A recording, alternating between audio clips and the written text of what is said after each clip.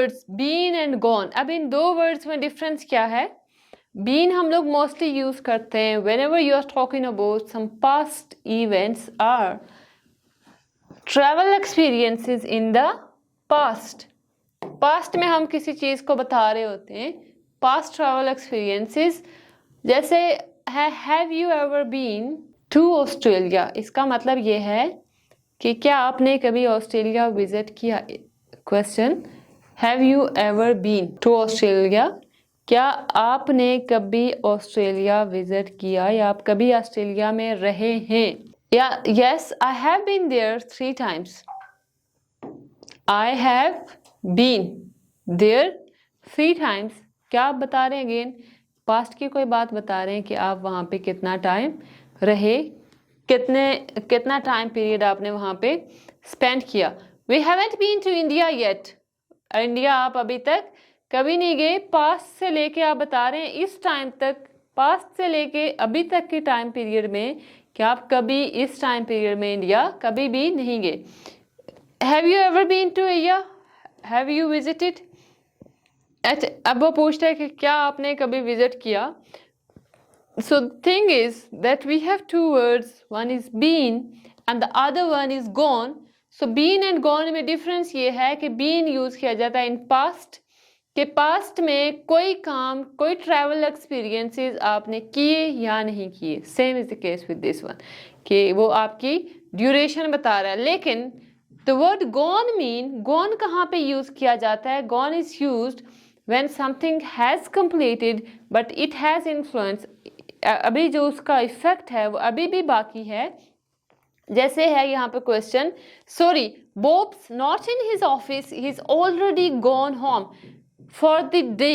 It means के वो office में नहीं है, वो पहले ही घर जा चुका है, अभी वो घर पहुंचा है। अभी थोड़ा टाइम पहले वो ऑफिस में था लेकिन वो अभी घर पहुंचा। इट मीन्स कि अभी उस चीज का इन्फ्लुएंस अभी भी बाकी है। सो दिस इज कॉल्ड, ये कैसे यूज करते हैं हम लोग? गॉन, गॉन को इस तरीके से यूज करते हैं, he went home and he still at home, वो घर गया और वो अभी भी घर पे है। उसकी प्रेजेंस कहाँ पे बताई जा रही है? घर में। Maria gone to the hospital, मारिया यहाँ पे है मारिया हैज, मारिया याज नहीं है, यहाँ पे मैं आप लोग के लिए लिख लेती हूँ, ये है Maria has gone to the hospital because she is about to have the baby.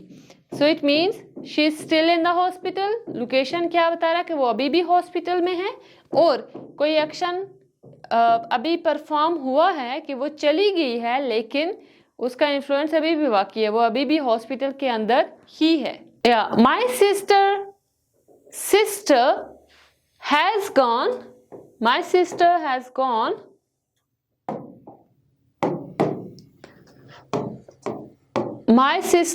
gone to South America on vacation. She will be back next month.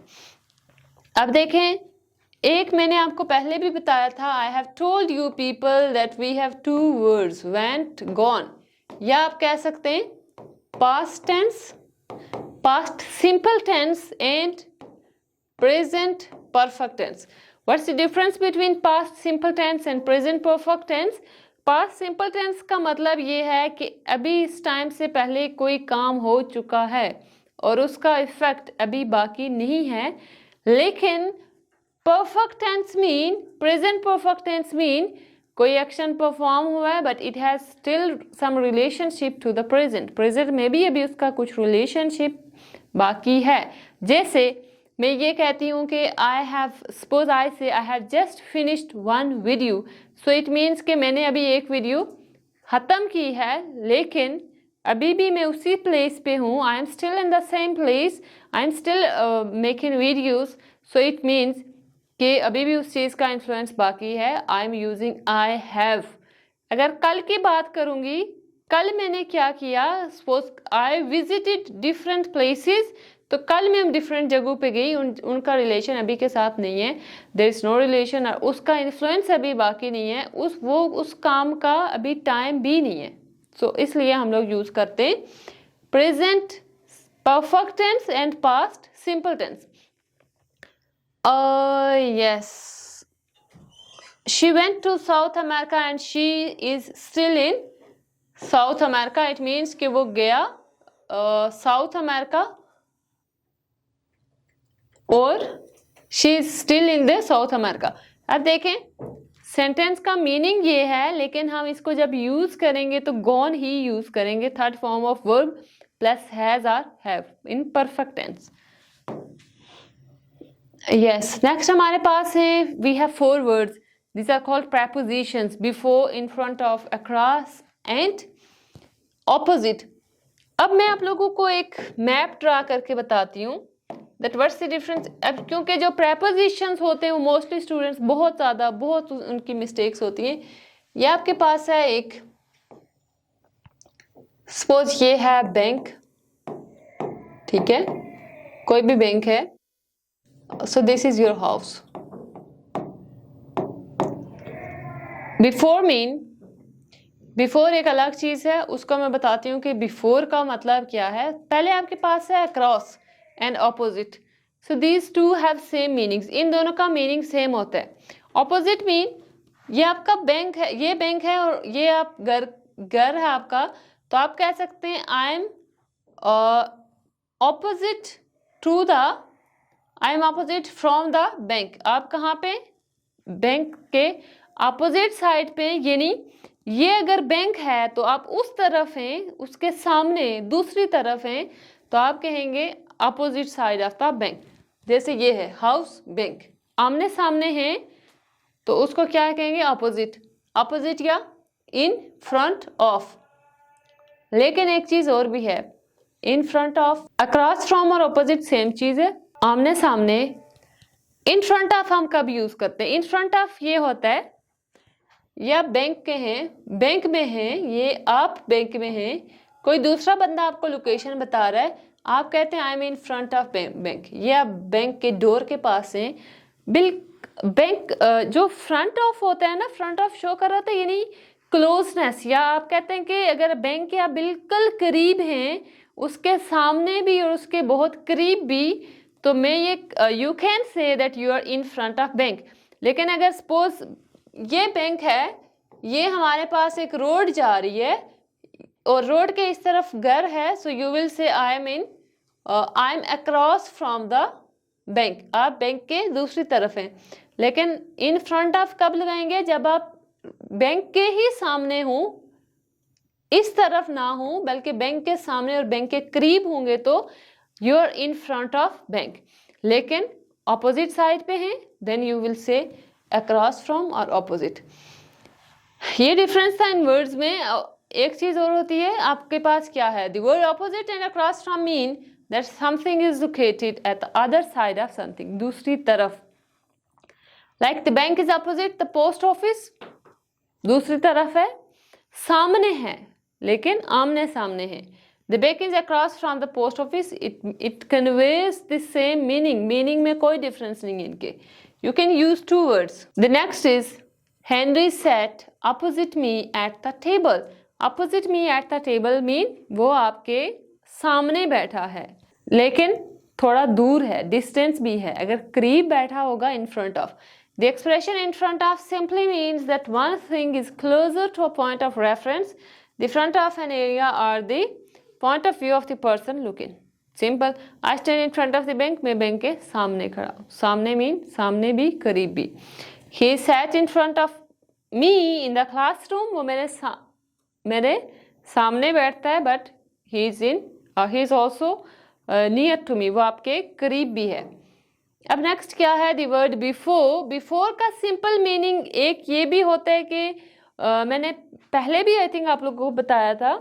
I have mentioned it before that before means you can say something happened before something. एक काम से पहले जो काम होता है उसके लिए आप word before यूज कर सकते हैं. या जैसे हमारे पास एक सेंटेंस है, we need to pack our bags before leaving for the airport.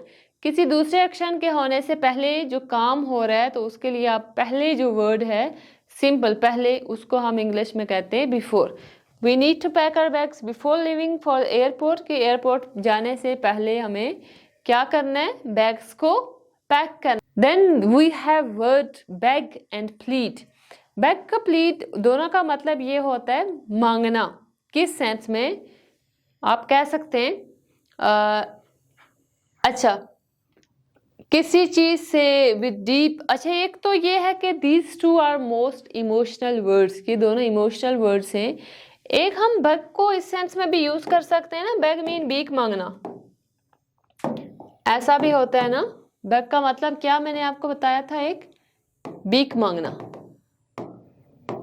तो वो उसको हम बैग ही बोलेंगे. We can't say that the beggars are pleading, no, beggars are begging, वो भीख मांग रहे हैं, प्लीड नहीं बोलेंगे.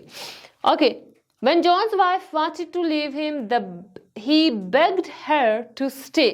ही begged her to stay mean उसने उसकी, आप कह सकते हैं, मिन्नत की रुकने के लिए.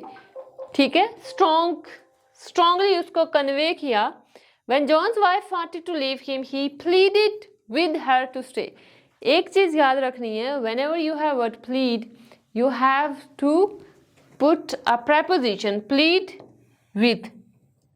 और यहाँ पे क्या था, begged के बाद आपने क्या लगाया, हर लगाया. इट मीन्स यहाँ पे preposition की जरूरत नहीं है. मीनिंग सेम है, मीनिंग में कोई डिफरेंस नहीं है. The student pleaded के बाद for. Here we have again preposition. Pleaded के बाद आपने ये चीज याद रखनी है that you are using preposition नहीं लगाएंगे, sentence structure would be wrong. The word beg, ये सेम सेंटेंस टर्म आ जाती है कि बेग का मतलब भीख मांगना है और प्लीड का मतलब भीख मांगना नहीं है. प्लीड का सिर्फ एक ही मीनिंग है. एक और भी प्लीड का मीनिंग है, दैट इज कॉल्ड, हम कहते हैं ना, वकालत करना. वकालत करने के लिए आप प्लीड का वर्ड लगा सकते हैं, that he pleaded his case successfully. उसने अपने केस को सक्सेसफुली, यू कैन से, डिफेंड किया, या वो केस जीत गया, या उसने केस को बहस अच्छे तरीके से की. इस सेंस में भी आप यूज कर सकते हैं. The word plead but not beg is used in the judicial system when someone who is accused of a crime pleads innocent or pleads guilty officially. इसका मतलब ये है, एक क्राइम जिस बंदे ने किया है वो अदालत में है, और जो आपका यू कैन से लॉयर है वो क्या करता है, वो वकालत करता है और आपको इनोसेंट करार दे दिया जाता है उस पूरी बहस में. That is the process is called pleading, plead. एक और वर्ड है आपके पास, इडियम्स है बैक के साथ. I back to differ. I back to differ ये है कि अगर आप किसी बंदे से बात कर रहे हैं ना, उसके बाद से आपको तजाद है, देन यू कैन से आई बैक टू डिफर, यानी कि मैं इस चीज़ से इत्फाक नहीं करता. So it means that you want to say something else. Simple. I beg to differ is a polite way of saying thing that you disagree with something another person has just said. You have a different opinion. जो बात किसी दूसरे बंदे ने किया, आपके पास अपनी एक सेपरेट ओपिनियन है, अलग ओपिनियन है, तो आप अलग ओपिनियन को पोलाइट वे में कहने के लिए you can use a phrase that is I beg to differ. Last word है I beg your pardon. I beg your pardon mean, suppose आप मोबाइल पे हैं, आपको आवाज़ नहीं आ रही, यू कैन से आई बेग योर पार्डन, सॉरी मुझे आवाज़ नहीं आ रही, आप एक्सप्लेन करें, आप अपने बात को दोबारा करें. आई beg your pardon. So this, it means that this is also formal way, mean to interrupting someone or bringing something to a person's attention. For example, I beg your pardon. You look familiar. Have we met before? यानी आप किसी बंदे को, वो अगर बात कर रहा है या बात नहीं भी कर रहा, उसको आप जब खुद से मुखातिब करना चाह रहे हैं, यू कैन से आई बेग योर पार्डन, कि आप उसको आप ये चाहते हैं कि वो आपसे बात करे या आपकी बात को सुने, या आप दूसरे बंदे से कोई भी, जैसे हम कहते हैं ना excuse me, so excuse me के रिप्लेसमेंट में you can use the phrase I beg your pardon. The meaning is same. There is no difference between the phrase excuse me and I beg your pardon. So if you are interested in learning these confusing words, a grammar section, you can go to our YouTube channel, that is Yashal English House, and you can watch our more videos. Thank you so much.